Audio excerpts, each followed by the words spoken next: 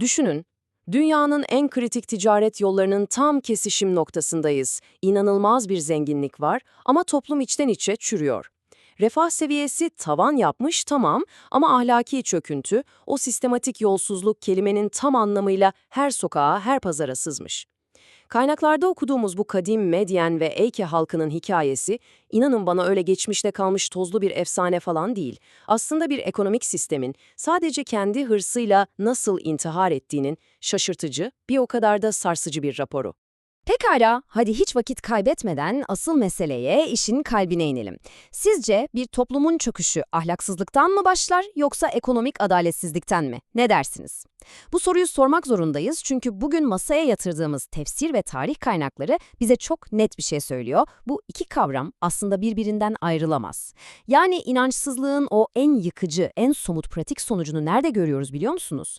Tam olarak pazar yerinde, terazide ve ticarette. Bakın, Hazreti Şuayb'ın o tarihi uyarısı tam olarak şöyle: Ölçüyü ve tartıyı adaletle tam yapın, insanların eşyalarını eksik vermeyin ve yeryüzünde bozgunculuk yaparak karışıklık çıkarmayın. Bu cümle, incelediğimiz toplumun temel sorununu o kadar mükemmel özetliyor ki, kaynaklara göre bu sadece dini bir vaaz değil arkadaşlar. Bu, resmen serbest piyasayı kendi çıkarlarına göre manipüle eden devasa kartellere karşı yazılmış çok sert bir ekonomik manifesto. Birinci bölümümüz çöken ekonominin anatomisi. Peki bu çöküş nasıl gerçekleşti? Bu yıkıcı sistem tam olarak nasıl işliyordu? Biraz buna bakalım. Kaynaklarımızın çok net detaylandırdığı gibi, Medyen halkı Mısır, Suriye ve Hicaz arasındaki o hayati ticaret yollarına hakimdi. Ama ne yaptılar? Bu coğrafi avantajı alıp korkunç bir sömürü aracına dönüştürdüler. İşledikleri suçlara baktığımızda öyle basit sokak arası bir hırsızlıktan bahsetmiyoruz. Adamlar uluslararası ticaret yollarını resmen tekelleştirip çok ağır haraçlar kesiyorlar. İnsanların mallarına bile isteğe düşük değer biçip piyasayı alt üst ediyorlar ve kendilerine boyun eğmeyen kervanların yollarını kesiyorlar. Yani kurdukları bu düzen baştan aşağı zorbalık ve haksız kazanç üzerine inşa edilmiş bir mekanizma. Şimdi burada gerçekten çok ilginç olan bir şey var. Bu eksik tartmak meselesi onlar için basit bir metafor veya böyle tek tük yaşanan bir olay değildi. Resmen resmi bir ekonomik modeldi bu. O orantısızlığa bir bakar mısınız? Hileli terazilerle, sahte ölçü aletleriyle müşteriden bedelin %100'ünü yani tamamını tıkır tıkır tahsil ediyorlar ama karşılığında her zaman eksik. Mesela sadece %80 oranında mal veriyorlar. Bu sistematik dolandırıcılık mekanizması tüm topluma adeta bir virüs gibi yayılmış. Modern terimlerle konuşacak olursak bu tam anlamıyla organize bir piyasa istismarıdır. İkinci bölümümüz Peygamberlerin Hatibi yani Hazreti Şuayb. Sisteme müdahale tam da buradan geliyor. İşte tam bu noktada o bozuk sistemi içeriden düzeltmek için bir adam öne çıkıyor. Hem de bizzat o sistemi inşa eden zengin elitlerin arasından soylu bir aileden. Hazreti Şuayb. Kaynaklar bize onun Hazreti İbrahim'in soyundan geldiğini ve ileride Hazreti Musa'nın kayınpederi olacağını söylüyor. Tefsirlerde halkına karşı ne kadar şefkatli, ne kadar sabırlı olduğu uzun uzun anlatılır. Düşünün, halkı ona açıkça "sen içimizde zayıf birisin, akrabaların olmasa seni taşa tutardık" diyerek onu aşağılıyor ama o muazzam bir sabırla onlara doğruyu anlatmaktan vazgeçmiyor. Arapçayı o kadar zarif, o kadar ikna edici kullanıyor ki bu hitabet ustası olması sebebiyle İslami kaynaklarda kendisine Hatibül Enbiya yani peygamberlerin hatibi unvanı verilmiştir. Müfessirlerin özellikle altını çizdiği çok kritik bir detay var. Hazreti Şuayb'ın müdahalesi öyle sadece ruhani bir boyutta kalmıyor. O, inancı aldı ve doğrudan pazar yerindeki dürüstlükle eşleştirdi.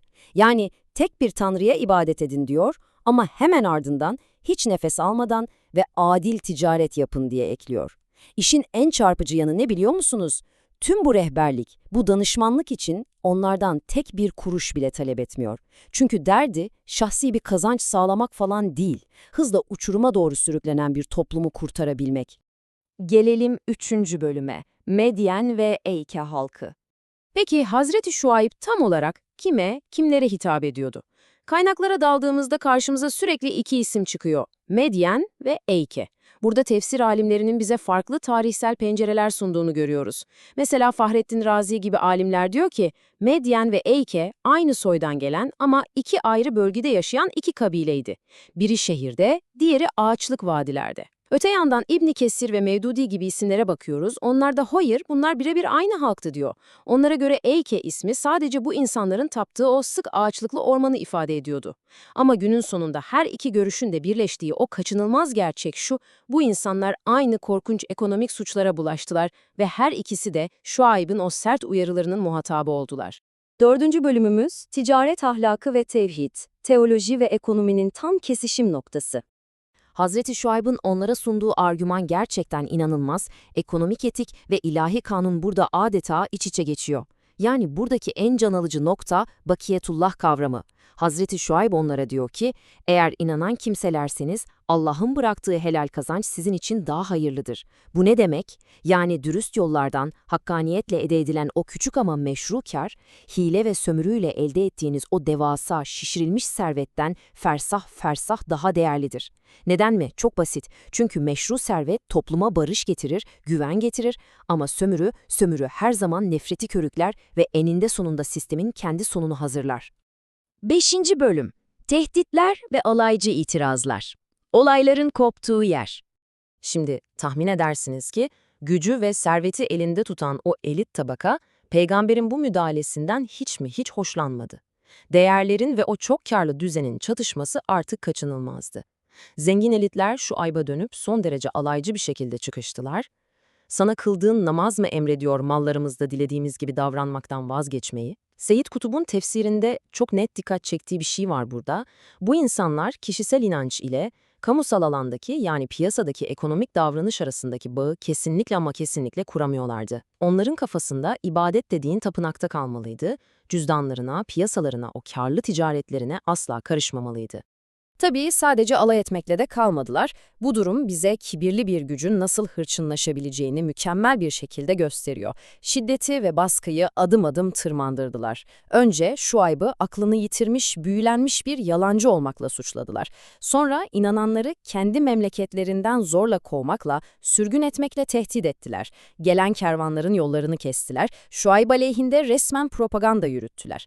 Ve o kibrin, o şımarıklığın zirve noktasında akıl almaz bir meydan okumada bulundular. Eğer doğru söylüyorsan dediler, hadi gökten üzerimize bir azap parçası düşür de görelim. 6. ve son bölümümüz. 3 aşamalı korkunç helak. Sonun başlangıcı. Elitlerin bu son derece cüretkar isteği hikayenin tam anlamıyla kırılma noktasıydı. Yaptıkları adaletsizliklerin ve o devasa kibrin elbette kaçınılmaz bir faturası olacaktı. Peki olaylar bu noktaya nasıl tırmandı derseniz, özellikle Fahrettin Razi ve Ömer Nasuhi Bilmen'in detaylandırdığı o korkunç kronolojiye bir bakalım. Önce tam 7 gün süren adeta cehennem gibi boğucu bir sıcaklık başlar. Rüzgarlar bıçak gibi kesilir, tek bir yaprak bile kıpırdamaz. Sular sıcaktan fokur fokur kaynamaya başlar, insanlar nefes alamaz, çaresizce çöllere kaçışırlar. Sonra 8. gün gökyüzünde serin gölgeli devasa bir bulut belirir. Halk serinlemek için hevesle bu bulutun yani züllenin altına toplanır. Ve işte tam o an kendi ağızlarıyla istedikleri o şey başlarına gelir, o serinlik bekledikleri buluttan üzerlerine gökyüzünden bir ateş yağmuru inmeye başlar. Tefsirlerde bu iki grubun ya da belki de aynı halkın iki farklı kesiminin sonu son derece çarpıcı ve sarsıcı detaylarla aktarılıyor. Eyke halkı bu eşi benzeri görülmemiş ateş yağmuruyla yok olurken, Medyen halkının akıbeti de en az onun kadar korkunç. Cebrail'in o dehşet verici çığlığı yani sayha ve hemen ardından gelen olağanüstü şiddette bir deprem yani recfe şehri yerle bir ediyor.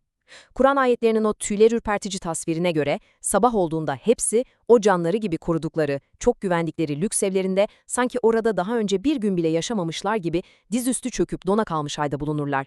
Kendi elleriyle kurdukları o acımasız sömürü çarkı günün sonunda gelip onları öğütmüştür. Yıllarca bıkmadan usanmadan onları uyaran, dışlanan, küçümsenen ve ölümle tehdit edilen Hazreti Şuayb, harabeye dönmüş şehrin kalıntılarına bakarken söylediği son sözler şunlardır. Ey kavmim! Ben size gerçekleri duyurdum ve öğüt verdim. Artık kafir bir kavme nasıl acırım? İhanet ve yolsuzluk üzerine kurdukları o şatafatlı düzen kendi başlarına çökmüştür. Kaynaklar, bu muazzam trajedinin ardından Hazreti Şuayb'ın hayatta kalan inananlarla birlikte bu coğrafyayı tamamen terk ederek Mekke'ye hicret ettiğini ve hayatının geri kalanını orada geçirdiğini aktarır. İncelediğimiz tüm bu kaynaklar ve tefsirler bizi gerçekten sarsıcı bir düşünceyle baş başa bırakıyor. Piyasayı manipüle edenlerin, ölçüde hile yapanların ve insanların emeğini acımasızca sömürenlerin akıbeti aslında binlerce yıl öncesinden kayıtlara geçirilmiş. Peki soruyorum size, medyanın kalıntıları sadece tarihi bir dipnot mu? Yoksa dürüstlük ve adaletin olmadığı hiçbir ekonomik modelin ayakta kalamayacağına, haksız kazancın eninde sonunda dönüp dolaşıp sahibini yakan bir ateşe dönüşeceğine dair zamansız bir uyarı mı? Bu sorunun cevabı şüphesiz bizim kendi ahlaki pusulamızda gizli. Kesinlikle üzerine uzun uzun düşünmeye değer bir konu. Araştırmaya, öğrenmeye ve sorgulamaya devam edin. Görüşmek üzere.